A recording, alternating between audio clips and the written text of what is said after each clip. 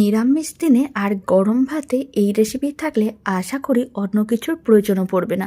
খেতে তো ভীষণ ভালো হয় আর বানানো একেবারেই সহজ। যদি এইভাবে বানানো যায় আর স্বাদটাও কিন্তু দ্বিগুণ বেড়ে যাবে।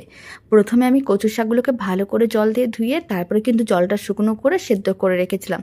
জলটা ভালো করে গরম করে তারপরে কচুর শাকটা দিতে হবে আর দিতে হবে কাঁচা ছোলা। ভালো করে সেদ্ধ করে জল ঝরিয়ে রেখে দিয়েছি। এদিকে কড়াইয়ের মধ্যে অল্প করে একটু সর্ষের তেল দিলাম আর দিয়ে দিলাম শুকনো লঙ্কা, তেজপাতা। এবার শুকনো লঙ্কা ও তেজপাতাটাকে হালকা নাড়াচাড়া করে ভেজে নিতে হবে। যখন খুব সুন্দর একটা সেন্ট বেরোনো শুরু করে দেবে তখন ফ্লেমটা লোতে করে দিতে হবে আর হাফ চামচের মতন আদা বাটা দিতে হবে। আদা বাটাও খুব ভালো করে একসঙ্গে মিশিয়ে নিতে হবে। তারপরে হালকা নাড়াচাড়া করে ভেজে নেওয়ার পরে এর মধ্যে দিতে হবে বেশ কিছুটা পরিমাণ নারকেল কোড়া। নারকেল কোড়া দেওয়ার কারণে কচুর শাক খেতে অনেক বেশি ভালো লাগে আর নিরামিষ দিনে এইভাবে বানালে স্বাদও যেন অনেকটাই বেড়ে যায়।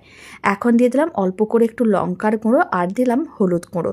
তারপরে সমস্ত কিছু একসঙ্গে ভালো করে মিশিয়ে নিতে হবে।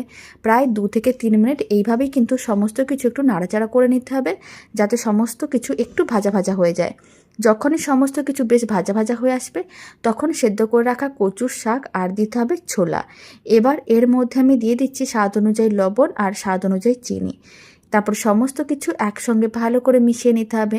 নিরামিষ রান্না একটু মিষ্টি মিষ্টি হলে খেতে বেশ ভালো লাগে। এবার সমস্ত কিছু একসঙ্গে ভালো করে মিশিয়ে বেশ কিছুক্ষণ নাড়াচাড়া করে একেবারে শুকনো শুকনো করতে হবে। কচুর শাকটা যত বেশি শুকনো করে রান্না করা হবে খেতে কিন্তু ঠিক ততটাই ভালো লাগবে।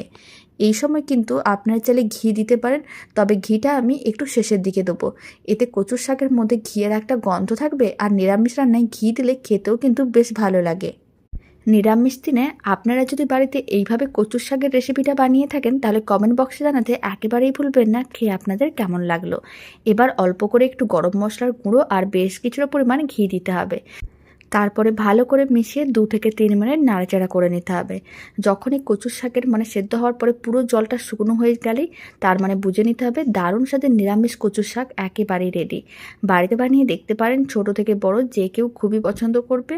আর বাড়িতে বানালে কমেন্ট বক্সে জানাতে একেবারেই ভুলবেন না খেয়ে আপনাদের কেমন লাগলো। রেসিপিটা শেষ পর্যন্ত দেখার জন্য অসংখ্য ধন্যবাদ। ভালো লেগে থাকলে আপনারা যদি ফেসবুক থেকে রেসিপিটা দেখছেন পেজটিকে ফলো করে নেওয়ার অনুরোধ রইল। ইউটিউব থেকে দেখলে চ্যানেলটি সাবস্ক্রাইব করে নেওয়ার অনুরোধ রইল।